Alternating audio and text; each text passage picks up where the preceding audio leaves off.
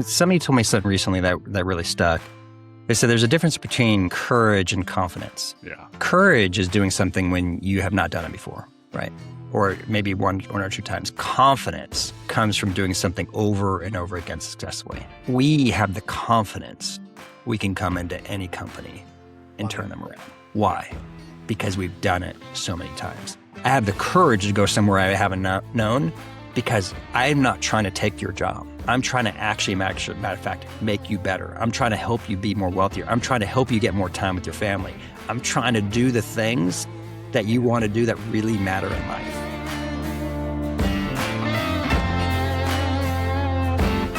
Well, welcome back to Whiskey is for Closers, everybody.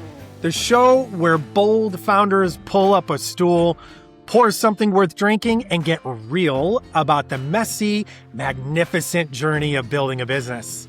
I'm Drew Epperson, or Mr. Kingsnake, for those of you who are watching, along with our founder, Steve Caton. And yes, I'm in the big chair today, guys, and I'm feeling pretty confident about it.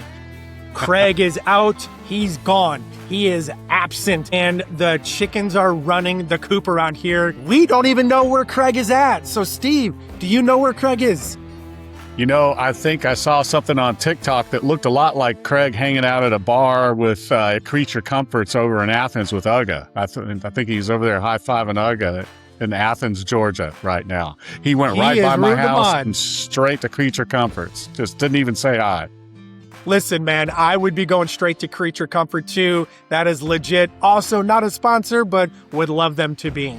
All right, so just me and Steve holding down the fort today, which honestly, the bar is going to be just fine because the bar might actually be better. We'll let the listener decide today. But in all seriousness, Craig, if you are listening to this later, we missed you. Kind of. Steve, do we miss Craig? I don't know. Well, I'll tell you at the end. I love it. Well, today's guest runs not one, but multiple companies built around a single conviction that most companies and founders don't have a strategy problem. They have an accountability to the strategy problem. He's a former youth sports coach who took everything he learned on the field and pointed it squarely at the world of founder-led business, which is impressive, having to deal with all of those parents that I'm sure you've had to deal with, Carl. He is the founder of 40 Strategy and 40 Accounting, and I'm told he's pouring something smoky, peaty, and loaded with some Parks and Rec Ron Swanson pride. Carl Cox, welcome to Whiskey is for Closers. Mr. Kingsnake, Steve, it is an absolute honor. As I was telling you guys heading into this, I've never been so excited and so frightened in my entire life to be on a podcast. I've done a couple hundred podcasts hosted. I've been on multiple podcasts as a guest. Let's go. Let's have some fun today. Let's go. I love it. All right. So most important question of the show first, guys. We always have to start here. What are we drinking today? Steve, I'll throw it to you. What did you pour today, man? Because when I saw it, I was like, man, you saddled up, bro. Let's go. Yeah, well, you know, since Craig's not here, I felt like somebody needed to represent his white liquor trend, you know, that he's all about. He's either gin or vodka or something or wine. He's rarely pouring the whiskey, right? Well, maybe that's being unfair. But so, in Craig's honor, I have an extra dirty martini today, which is actually a really favorite drink of mine in the summertime. And I have it in a glass that Drew Epperson gave me. This is actually a whiskey glass. I mean, right here, it's hard to see, but it basically says single pour, double pour, Steve pour. So I got Steve pour going on today.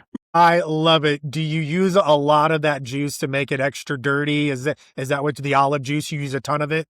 Well, I actually have have you ever heard of Filthy Dirty Martini Mix? The Filthy brand? Yeah, I use that. And then I'll add a little bit of the jalapeno stuffed olive brine in there with it. It's legit. It's legit. Nicely done. Okay.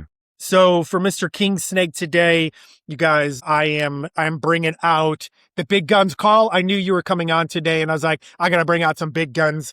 I have myself a Japanese whiskey that I'll be honest with you, it is not the greatest, but who cares?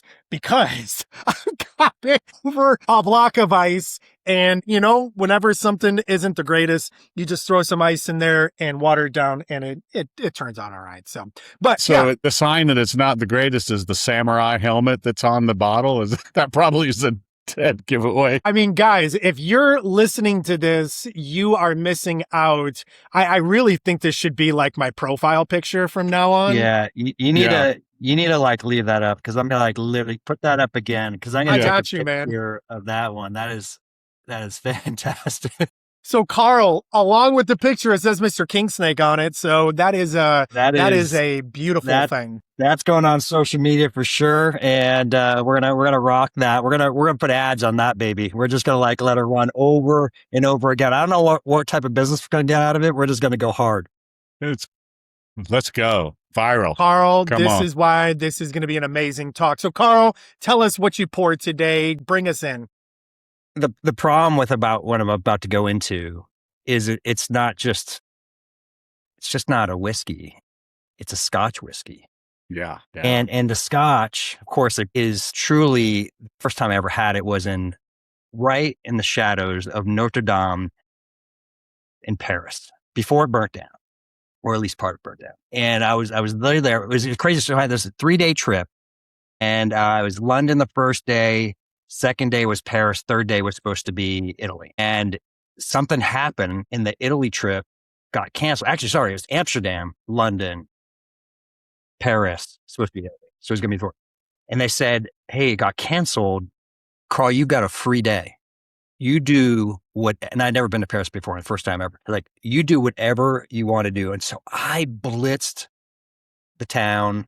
I saw every major thing you could do in about 12 seconds. I was like, come to the Louvre. Hey, just like every big thing. Hey, there's Mona Lisa. I mean, it was just like, just popping through, seeing everything I could see. Went to Notre Dame. I mean, it was amazing. I mean, it was absolutely with Eiffel Tower, the Triumphal Arch.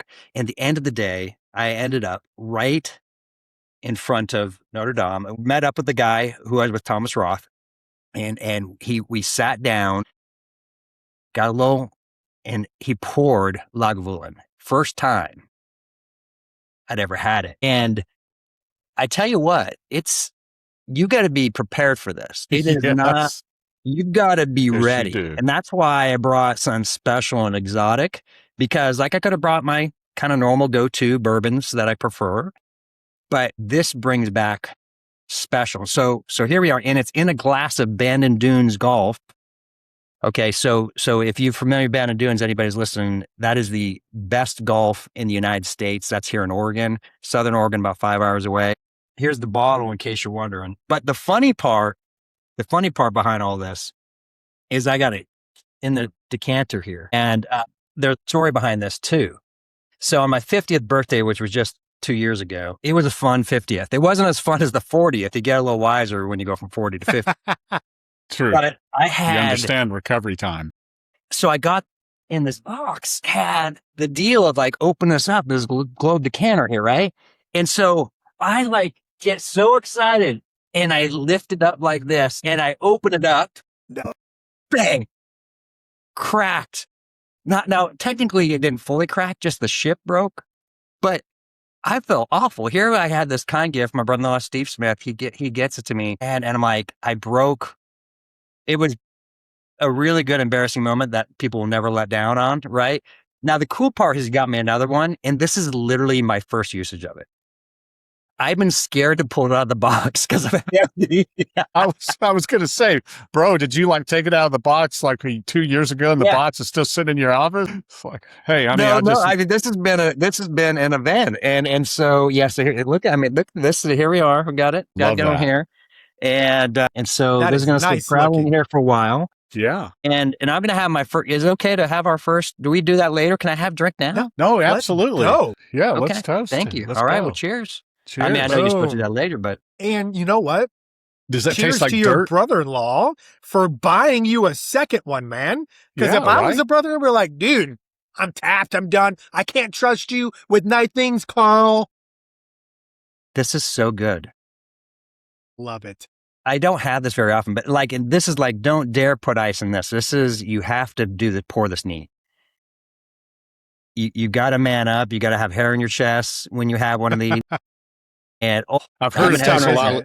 I'm in heaven. I don't know what we're going to talk about today, but I'm already grooving. You're ready for it. And it's like 1:30 in the afternoon for you.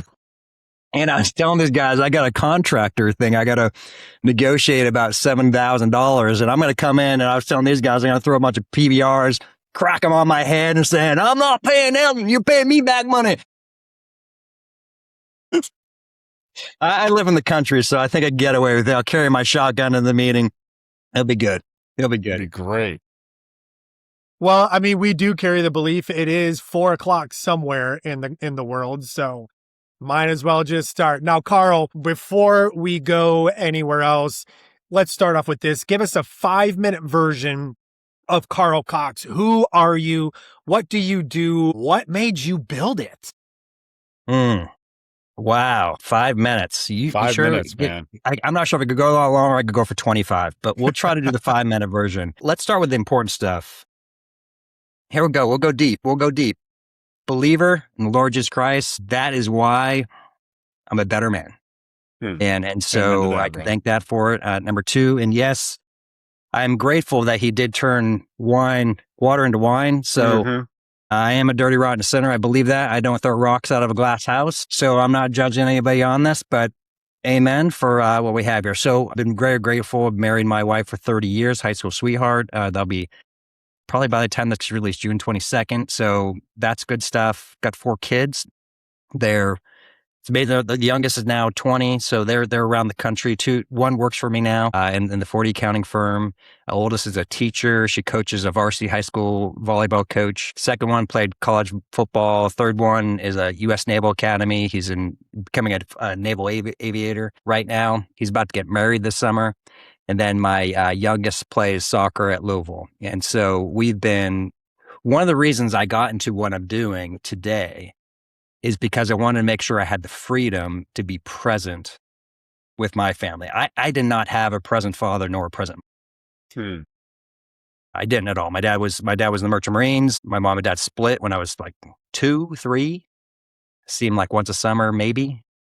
And so I wanted to make sure I didn't make that same mistake with my kids. My mom was kind of there, but not there. And so a big part of my life is to learn to make things better. Learn from what, once again, I'm not going to ever blame and put shade on them. They are where they are, my parents, if that makes sense. Yeah. But I recognize there was a better way. And so that's been a big part. I started out as a bean counter after I graduated from the University of Washington. Go Dogs. Hey, brothers, 3 dogs, if you happen to be listening, we love you guys.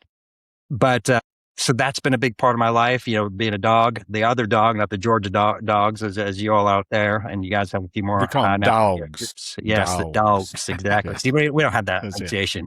I could get my Boston accent. I'm originally from Boston, so that's where I got hard early on. I got softened up in the West Coast here, except when I have to negotiate with contractors. So moving ahead here, I started bean counter, did that for about a decade in a bunch of different companies with a publicly traded company. At the age of 30, I got an opportunity to become a CFO of a small company, grew that from 9 to 35 million. In the process, what I didn't tell you, I thought my whole life I was supposed to be a history teacher and coach high school football. And so I thought that was where I was driven to be. I thought I was called by God to do this. I thought this was where I was supposed to be. But the company said, hey, we'd love to invest in you. And I was like, well, what I didn't tell you is I had opened up a CPA firm. And I built that up to help supplement my income so I could teach. Cool. So this was my side business, and my side gig was going to become my continued side gigs to help provide. And but they said, we'd love to invest in you. And so I said yes, even though I felt I felt I was violating like this covenant. So I went forward, but they gave me these incredible opportunities. They let me take over IT. I knew nothing about IT. I'd turn off and on in computers about my IT skills. And so, but we fixed IT. And then they said, hey, can you take over technical support? Hey, folks, you give me a hammer, I'm going to break that now. I mean, I have no construction skills. That's why I have to argue with this contractor to tell him he didn't know what he's doing. Kind of funny, right? Okay. So I had no construction skills, but we fixed it. And next thing they said, hey, can you go over to Europe and set up some distribution centers? Which, by the way, is how I ran into the Lagavulin situation, right? It was from that situation. Yeah. So ended up doing that. Next thing they were like, hey, can you now take over manufacturing operations? I was like, sure. So I took over manufacturing operations, turned lean, started doing Asia supply chain management, had the greatest job in the world. I had an ESOP as an owner of the company, but I got to the point I wasn't learning anymore. And I got a phone call and joined this company, cried, I bawled after I kind of knew I was going to get the opportunity, even though I hadn't been offered yet. And that company went from 25 million to 75 million in 3 years, became 70 employees to 300, I think 70 employees to 350 employees. I think it was 450 employees in 3 years. I was in charge or responsible for a ton from manufacturing, accounting, finance, project management, China operations, ton of our experience with that. What I didn't tell you is both of those latter two companies, both that tripled in size, they're run by Fortune 500 executives in small companies. And so I learned how to do things right with limited resources. And then I opened up the US office while I was moonlighting, opened up the US office again for the US strategic planning software company called Cascade Strategy, based out of Sydney, Australia. Opened it up. We grew that company from 5 enterprise clients to 100 enterprise clients, became 50% of the global business in 3 years. The cool part about that is I really started to learn strategy. I realized I had experiential strategy, but not educational strategy. So I read about 300 books in 5 years to try to bone up my knowledge. And so I started to like apply the knowledge with my, book knowledge, with applied knowledge. Then I started getting asked to travel around the US to save our clients. Our clients, we recognized, understood strategy, but not how to do it. They didn't have the accountability. They didn't know how to define their goals properly. They didn't know how to execute. And so I started traveling around doing it. It was so fun. And then ultimately I got asked, I was in Sydney Harbor, literally in Sydney Harbor. And I'm there, canoeing, like in a sea kayak. It was amazing. Blue, clear water. And barely I could hear him, the wind. He's like, "Hey, Carl, what's up? Why do you create and run my global consulting company?" His little British / Australian accent. With a little Boston mixed in. Yeah, throw a little Boston accent in there. "Kyle, get over here. Park around the car on the quarter." So it was an amazing opportunity, but I realized I wasn't going to be present to be with my 4 kids and wife. So I politely declined, opened up my own shop, and that's how 40 Strategy got built. Why 40 Strategy? Why the name? There's the worldly name, and there's godly part behind it. The 40 comes from most organizations only spend 2% of their time, about 40 hours per year on strategy. Interesting. Pretty simple. Work with us for 40 years for 40 hours to accelerate your business. And the data and the facts and the realization, I've been in 7 different companies, tripled in size. I've been in over a dozen companies that doubled. It works. It's not guesswork. We can actually validate it. So that was pretty cool. So that's the other side is the 40, more of the biblical 40, right? The reality is most businesses are not overnight successes. There's the 40 days of struggle. There's the 40 years of struggle. And there's a lot of struggle behind that. And my faith is a big part, as I mentioned at the very beginning, of who I am. And so as a result of that, that's kind of honoring, if you may, my faith behind what's happening there. And then what has happened recently, man, there's such a shortage of bean counters that know what they're doing. All the good ones are retiring right now. 70% of CPAs are at retirement age. And it's created opportunity. I keep on getting my clients would say, "Hey, Carl, can you help me with the numbers?" I'm like, no, I'm not a CPA anymore. I'm a strategist. And I'm like, "Carl, that's great, but my numbers suck. And I don't know if I'm making money. And by the way, we didn't even know the strategy's working because I can't track what's going on." And so anyways, we opened up 40 Accounting and we've been growing like gangbusters. And it works really well because there's accounting clients that like, "Oh, you can help me with strategy." And then there's strategy clients like, "You help me with my numbers." And so they work really well together. So there it is. That's who I am. That's why I'm doing what I do. I love sports, play a little golf, not really that much these days. But what I love is being present with my family. That's what drives me, and providing for them for over the years. But what really also drives me now is to give. I don't need to work technically anymore, but I'm trying to impact 10,000 businesses over the next decade. So awesome. We have workshops that we do, 40 Strategy Growth Workshop. We're trying to get Steve to want to speak here in November in Phoenix. And what we do in those things is we got 100, if people run a net promoter score, we got 100 net promoter score, which means that everybody gives a 9 or 10. Yeah. On the street, not out of 100, out of 10. Yeah. It's right. They loved it. They loved the experience. And so we're going to do it again this year. Our goal is to get to do a 10 to 12 a year. So we're impacting about 400 to 500 in-person experiences. The difference of the event compared to your typical event where you listen to experts and you kind of forget and go away is our experience. You actually get to meet in person. Only 40 business owners get to attend. 10 experts. You get one-on-one time with the experts in between speaking sessions. And you come out with a plan, and then we have a cohort that every month keeps accountability. So we are, once again, we're not trying to change people's lives. We're trying to create a culture, create a community of people who are meeting their goals to accomplish whatever their goals are in life. We help them get there through the business means, and we help them to the personal side. It's amazing. So there you go. There's probably longer than 5, but hopefully that gives a good insight behind what we do. Well, there's so much there to double click on, man. But the first thing I want to say is, Drew, I feel lazy now after listening to all that he did. I was like, man, I'm lazy. That is a lot of accomplishments, Carl. So tell us how old were you? Like, what were the ages where that story was unfolding? When did it begin? And when did you start 40 Strategy? Yeah. So good story. So this is what I love when like people say I'm too old or I'm too young to run a business. So I was, let's see here. It's been 6. So I was 46. I was 46, right? I think when I started, 46 when I started 40 Strategy and 50 when I started 40 Accounting. And so it's my 7th year of the 40 Strategy business. But yeah, I started these ages. It's funny. If you notice, other than 40 Strategy, every business I grew on moonlighting at another business. At another right? business, yeah. And that's one of the things, just anyone who's listening there for an entrepreneur out there or thinking about being an entrepreneur or you're like trying to grow or you're already there, I'm not a believer in burn the boats. Really? Okay. That's good. Yeah. I'm about not, that. Because you and I talked about burn the ships when you and I met. I know. Well, I mean it and I don't mean it. And let me explain why. Okay. I've always been a responsible person. I grew up with irresponsible parents, but I was responsible. I was at 14 years old. My mom was in tugboats up in Alaska. I was alone. All my older siblings were gone. I literally was managing the books, driving myself to football, cooking for myself, cleaning for myself. I learned responsibility real early at my age. And so I just found that it's important, once again, to make sure getting things done. And so you should never have a risk of not providing for yourself or for your family. It's not the right thing. Now, if you have money on the side and you have ability, but I tell you what, most businesses don't make it because they don't have enough cash, right? It's cash what kills startups. Yeah. You allow the cash from your other business to fuel the new business. And then once it's got enough engine going and it's generating its own cash flow, then you could go all in. See what I'm saying? So bullets before cannonballs kind of a thing. That's right. That's right. That's exactly right. Bullets before cannonballs. And so that is but once you're there, you go. Yeah. You don't look back, right?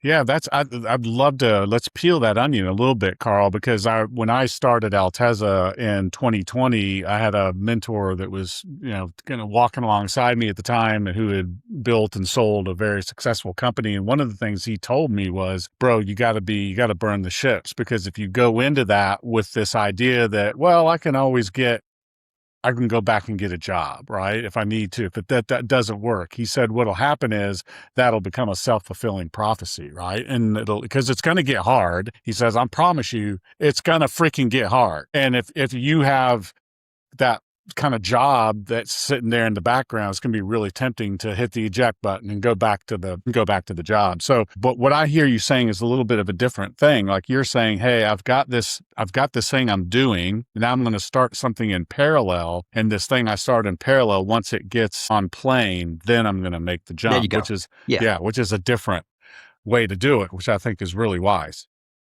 It's interesting. This 40 Strategy was the one business that I jumped before I technically started. But I'll tell you this, I had 3 clients on day one.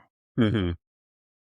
Okay. Yeah, so I had forecast and I had told people I was leaving after they were like, hey, can you help me?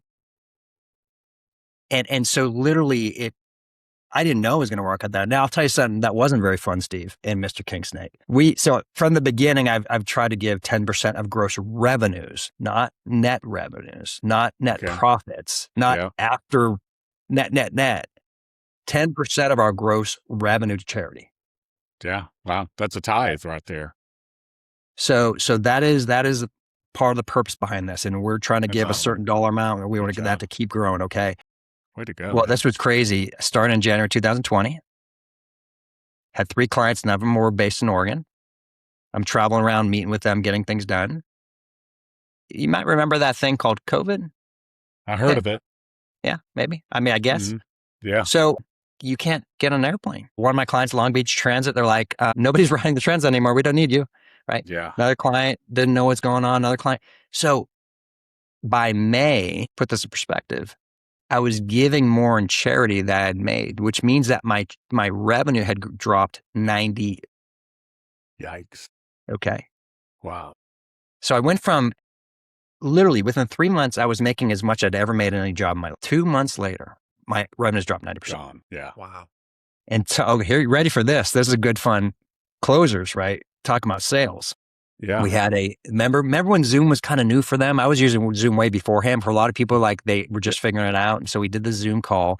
We had like 35 people. I was partnering with another guy, Mark Pfister, out in New York City. And we did this and we had 35 prospects. And we talked about this thing. And I sent out 35 emails, Steve and Mr. King, saying 35 emails on a Friday.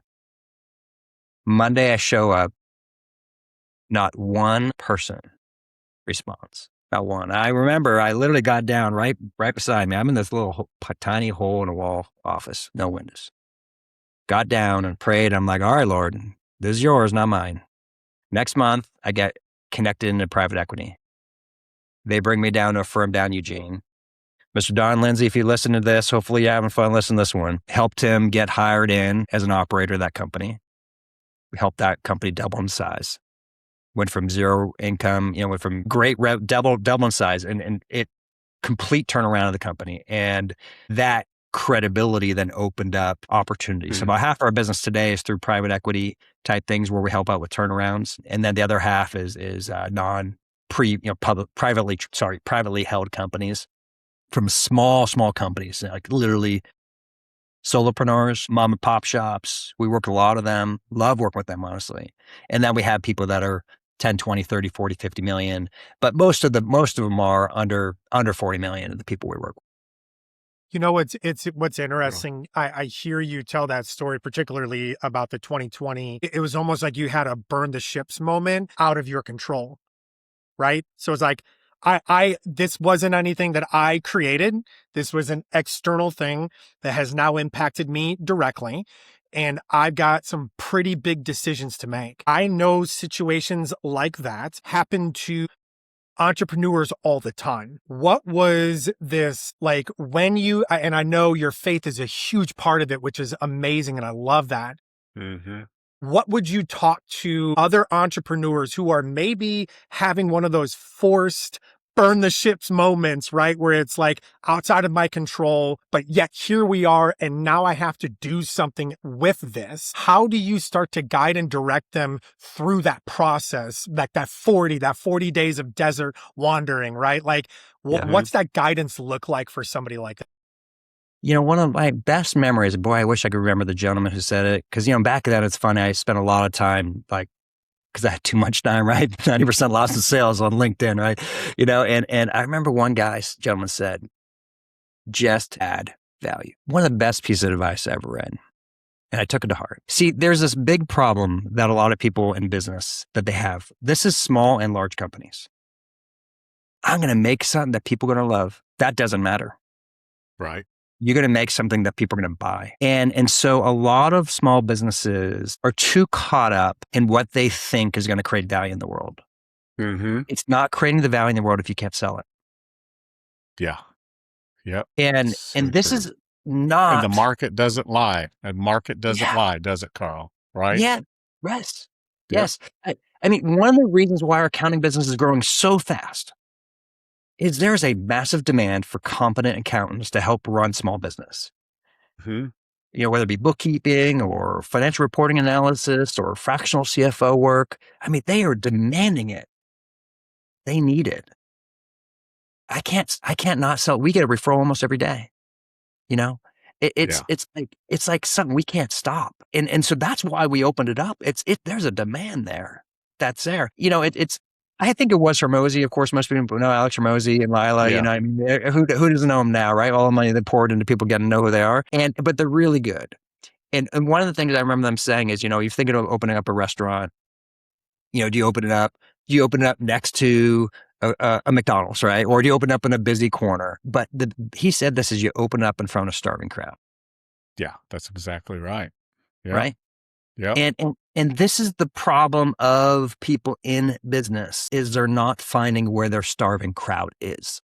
Okay. So let's talk about that, because I know the word actually is something that's a big part of your why, Carl, and you talk about helping business owners actually hit their goals. So how much is the failure to hit the goals rooted in that versus the failure to execute on the strategy piece? I'm curious because you talk about strategy, right? And strategy, part of what you're saying there is part of strategy, like actually doing the homework and figuring out whether there is a hunger for what you're bringing to the market is part of the strategy. But where else does it break down beyond that in terms of the bridge between strategy and execution?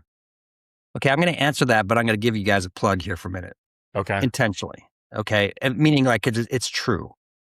I don't have too many clients that have sales leadership, meaning the owner is a salesperson. Yeah. We see that all the time. Okay. And why? Why is it true? Because they can sell themselves out of anything. Sure.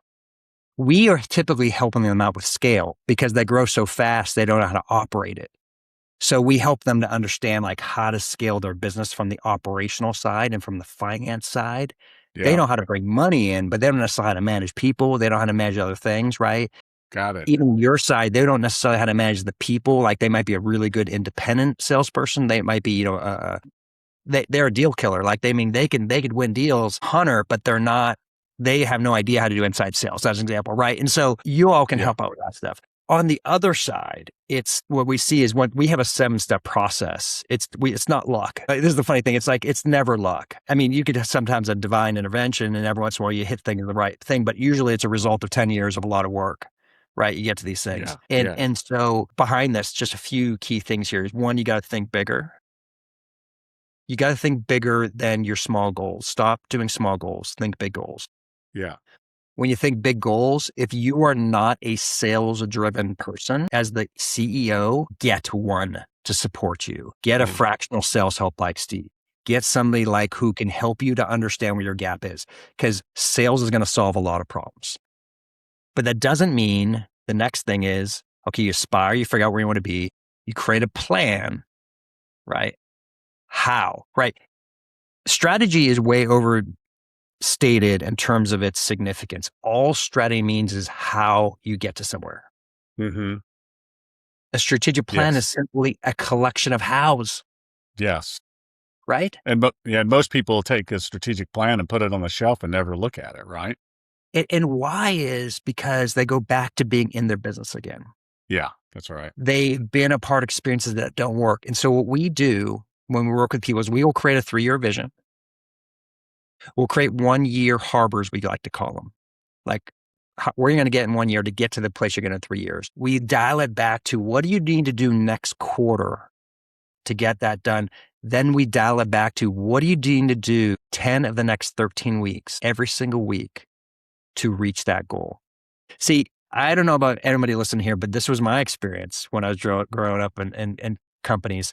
You have these strategic plan meetings and you have a nice meal and you have the whiteboarding session and you have the fancy consultant that you meet with and I do my deep voice here and purpose in you, la, la, la, la, you get all ramped up and then people go away and nothing happens, right?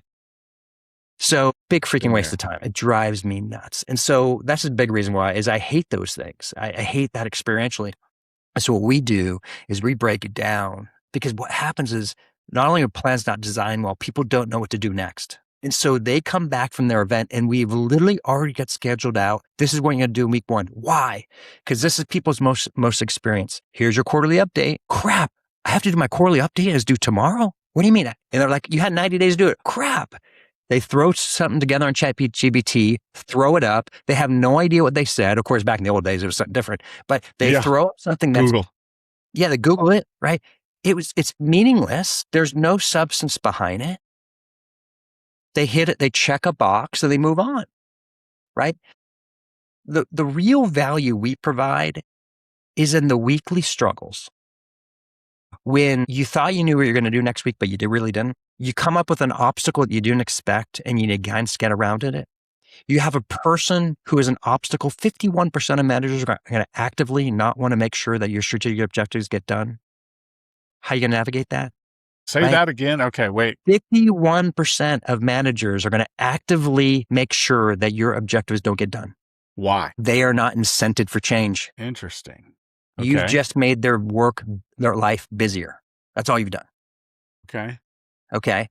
So we have to get them bought in. This is a big part. If you have a larger company, please do not come away with a whiteboard session and say, all right, guys, we just did our plan over the weekend. We had some really great time. You really missed out, man. We did this little hunting expedition at the same time too. Went to a game. And when you were working on the weekend, this is what we're doing. And by the way, this is your new strategic plan. You need to get done by the end of the week. All right. See you later. Right? That just pisses people off. And so what the managers do, what the employees do, they'll never tell you no. They'll just say, I'm busy. I'm busy working with my clients. Hey, do you want me to work on the client, or do you want me to work on that thing when you're drinking and having that really good Lagavulin, which by the way is really damn good. It's getting better with every sip. So that's the type of stuff that happens so consistently. It's the lies upon the lies upon the lies. What we do is we actually have legit returns, and we can validate. We actually do measurements before we meet with the client. We guarantee a 3x success, meaning the investment in us, we guarantee a minimum 3x. And we could validate it. We can see what their company's worth today and look at them a year from now, measure it, and validate success. Typically, we have like a 7 to 10x results. We had a company. Now, this is uncommon. Just want to clarify. I don't want to make this like every day. This is not every day. But 2 years ago, I took over a company that was bleeding, violated its debt covenants, had negative value, sold it 2 years later for $50 million. That's not every day. Yeah. That's not every day. Yeah, it's not very common, right? No. But our more typical experiences are honestly the 500,000, 1 million, 2 million, 5 million, $10 million company and doubling them. That's our typical experience. And it's fun because, not everybody needs, the percentages are so small. I was just doing a listing. I'm doing, by the way, a new podcast. I can't wait to release it. You're kind of the first people in the public to hear about this. Yes. It's so I'm pretty darn busy, but I love it. I love being busy, so it's not a bad thing for me. Except I do drink whiskey at work, apparently. And yeah, I did have an hour and a half massage this morning, so life isn't that bad. But we're doing a new for that podcast contractor you got to meet with. Oh, he's gonna be ready. I can't wait for those PBRs when I get home. But when we're working, the podcast is going to be is driving strategy home for small business. I'm literally in my car driving to and from work, and I'm recording podcast, and it's literally all these little lessons that I've learned over 30 years of helping to grow business, and I'm putting into a podcast and YouTube, and it's going to be fun. I have no idea what the sound's going to be like. I'm probably going to re-record all of them, honestly. Why? This is the why. I know I'm not going to be able to personally fix 10,000 directly.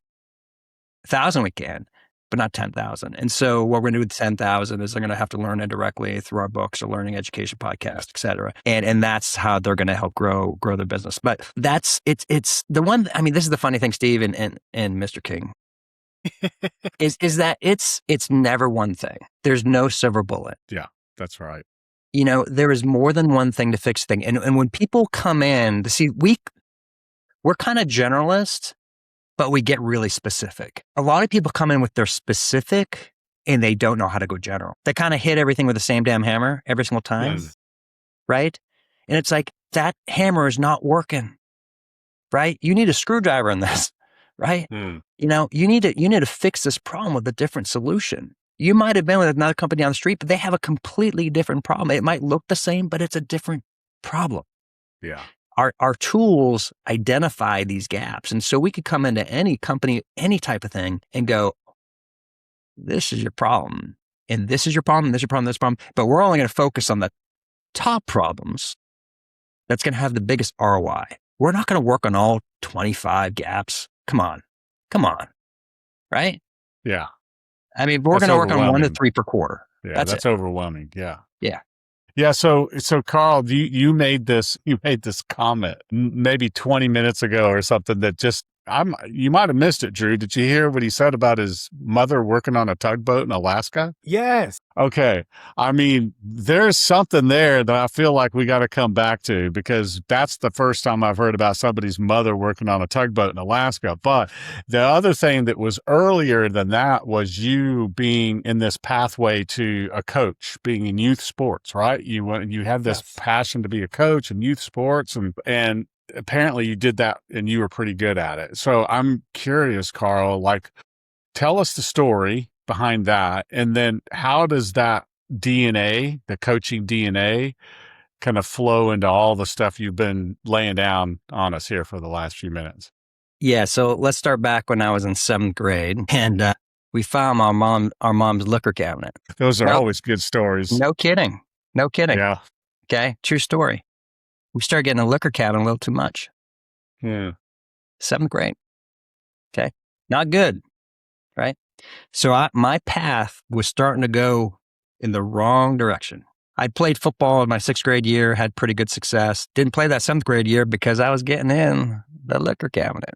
My buddies, friends, they say, hey, Carl, we're going to drive you to practice because we know your mom won't. Well, they didn't say that, but they were kind of telling me. Started going back in football. Football saved me. Football saved me. I now had a purpose. It was to play the helmet, play the Glencoe Crimson Tide, wear the football gear, play underneath the Friday Night Lights. That was my sole purpose. I started riding my bike to a friend's house 2 miles away on one of those, crappy bikes in his adjacent garage to start lifting weights in 8th grade because I was tiny. I'm tiny, 5'8". I was probably back then in high school, 135. Played football. I started. Wow. I was all league. Could have played Division III ball, and I loved it, man. There's something great about the game when you could hit somebody as hard as you can. It was legal, Yes.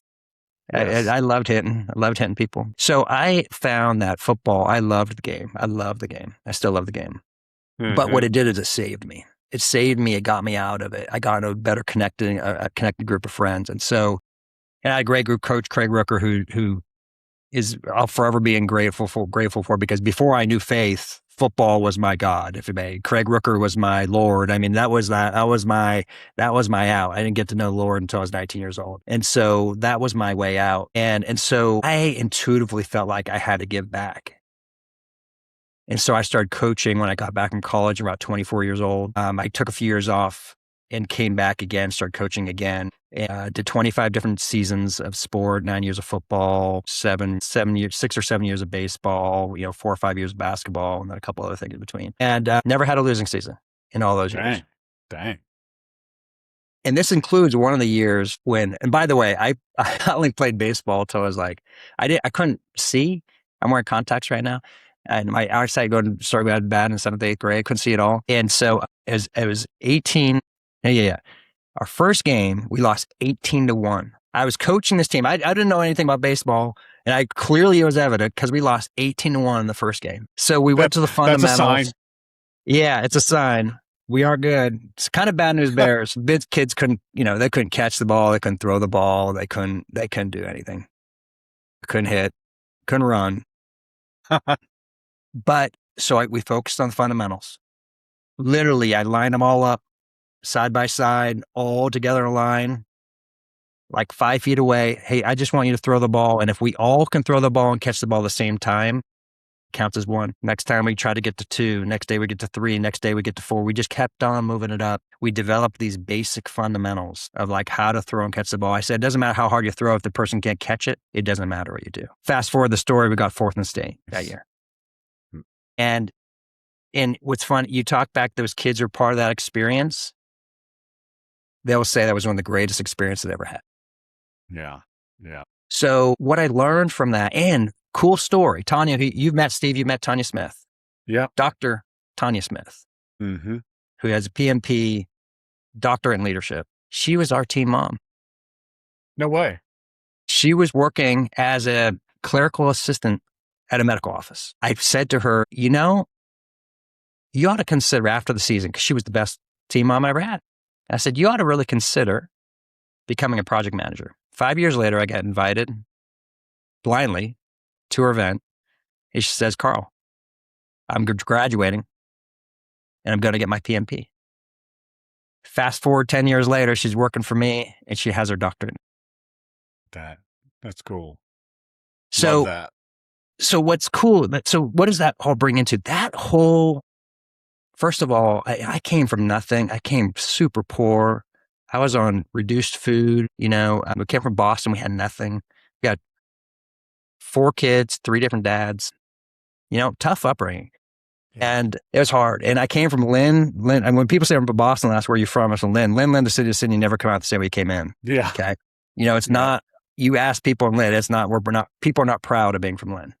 Okay. And so anyways, what does that all mean? I've been able to, by the grace of God, even though I didn't know the God my whole life, I've been able to help people see, no matter what background you come from, no matter what education you have, no matter what you want to do, nearly everything could be accomplished with a great plan and the consistent hard work to deliver. Yeah. And what really makes it work is when you have a coach alongside you to make you successful. I've hired about 5 or 6 coaches while I've been here. There's a reason why I have a podcast. Not to have the podcast, I get to learn from all these experts around the world. Right. And get to be a little bit better at what I do, and I get to pass that along to my clients, right? Yeah.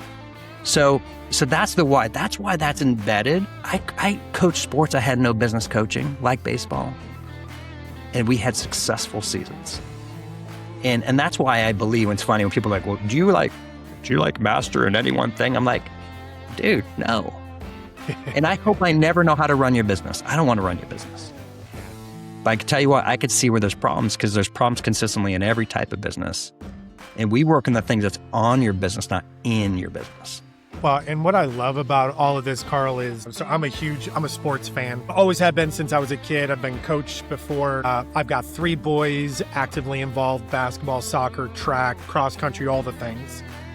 And one of the things I've always loved about sports, and I've told my boys this, is that sports is going to teach you the fundamentals of how you engage for the rest of your life, in relationships, in business, and all the things that matter most to you. It's going to teach you discipline. It's going to teach you teamwork. It's going to teach you how to go after something that you truly love and desire. Like all these things, I love it. I have a coaching heart, right? Like you can tell I've got energy of a coach, right? So there's something about it that is absolutely dynamic. And at the end of the day, changing kids' lives, right? So like learning how to get kids who I've done kind of those, those rec leagues where, you get the kids who stumble, they have 2 left feet and they stumble over themselves. But how do you get them to believe in themselves enough to be able to go run up and down the court without falling over? That's a win, right? Like extracting that belief in themselves. And that's what I'm hearing. All of this has really culminated from that kind of that mentality of a coach, that mentality of, hey, we can get you where you want to be. And that is one thing that I absolutely love about that sports world. So thank you so much for sharing that background, because that just, at least for me, begins to validate this whole theory that I have about the importance of sports and how that can play an intricate part in kids' lives as they're growing. Somebody told me something recently that really stuck. They said there's a difference between courage and confidence. Yeah. Courage is doing something when you have not done it before, right? Or maybe 1 or 2 times. Confidence comes from doing something over and over again successfully. We have the confidence we can come into any company and turn them around. Why? Because we've done it so many times. I have the courage to go somewhere I haven't known, because I'm not trying to take your job. I'm trying to actually, matter of fact, make you better. I'm trying to help you be more wealthier. I'm trying to help you get more time with your family. I'm trying to do the things that you want to do that really matter in life. Yeah. And so, yeah, I absolutely, the coaching heart combined with consulting. It's funny. There's some people who and God bless you all who do this stuff. And so if you're listening, are like, oh, there's only certain ways you're supposed to coach and be a consultant. Like, baloney. If you see something going wrong, you have a duty to point it out to your clients. And when people keep on trying to fish it out so they figure it out, look, sometimes you have to hey, you got to put the rod in the river this way, buddy. Yeah. Okay. Right. Your hook's not pointing in the right direction. Right. You're not going to catch a fish, right? That accelerates things. Yeah. So it's this 100%. subtle balance. The only people who don't work with us, I should say only, but when they say, I've got this, when they say, I've learned it all, I've read all the books, they're all the same. And then you ask them the questions, have you grown in the last 5 years? And they don't want to say anything, right? And even if they have grown a lot, it's like, so is it grown as fast you are? Are you actually profitable? Because I tell you what, I know a lot of companies are growing like crazy and aren't making any money. Yeah. 100%. Right. Yeah. So these are hard things. And, I think it comes down to, once again, is all of us need to have the humility to learn more. And we should have the desire to be better every single day. What a beautiful way right there. That is a great summation right there of this entire conversation. Carl, beautifully said, beautifully said. As we begin to wrap up here, where can people find you, work with you, listen to your show? Tell us.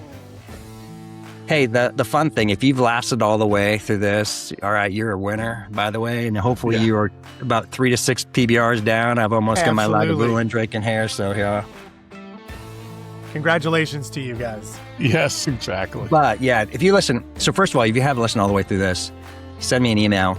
This is my direct email, carljcox at 40strategy.com. So Carl J, CRALJCOX at 40strategy.com. And you're like, hey, I'd love to have your book, Lost a CEO, An Entrepreneur's Guide to Strategy. I will I'll send you a physical copy of the book for free. Okay, so that's one gift, just straight out of the bag here. Nice. Secondly, so that's the easy one. After that, you can follow LinkedIn, Carl J. Cox. We've got a podcast, Measure Says Podcast. Take a look at our website, 40strategy.com or 40accounting.com. It's the same website where both of them live.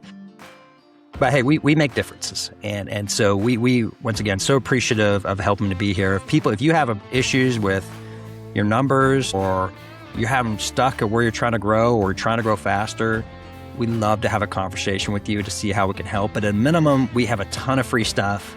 And as I said, the easy thing is a book. So Carl J. Cox at 40strategy.com, and we'll give you a free book. You're awesome, Carl. So as you know, guys, we end every episode with a toast. Steve, you are up this week, my friend. No pressure, because I'm taking this mantle from Drew, who is the toast master. I mean, for real, the toast master. But here we go. So, to the gap between good intentions and great results, and the grind in between, to the faith it takes to persevere through every kick in the gut, and to every coach, strategist, and accountability partner who refuses to let us give up. Woo! We're drinking to you. Cheers. Cheers. Well, everybody, that's a wrap on another episode of Whiskey is for Closers. Carl, you came in with a glass of Lagavulin, a smoky scotch that Ron Swanson basically turned into a personality trait. You came in with a philosophy forged on the practice field and a framework that might just be the missing link between a founder's big vision and their actual Tuesday afternoon. That's the kind of closing we're here for. If your goals have been living in a slide deck instead of your daily habits, if your strategy is getting more thorough while your results stay flat, Carl and the teams at 40 Strategy, that's the number 40 Strategy and 40 Accounting, are worth your time. Find them at 40strategy.com. Again, that's the number 40strategy.com. And let the dog kind of help you out there and figure your way through. And catch the Measure Success podcast while you're at it. Whiskey is for Closers is brought to you by Alteza Solutions, where we embed experienced fractional sales professionals into a founder-led business so that you can scale your revenue without scaling your stress. So if you're still the closer, the scheduler, and the follow-up guy, let's chat. Thanks for being here, everybody. And Craig, if you're watching the edited version of this later, we did it! Steve, we made it through. We did. And right there at the end, I was watching TikTok again, and Ugly was barking at Craig as he was chugging a Creature Comforts. I love it. See? Great job, you guys. You were hardly missed, Craig. Just kidding. Hey, everybody, pour something good, and we will see you next time. Cheers, everybody. Cheers.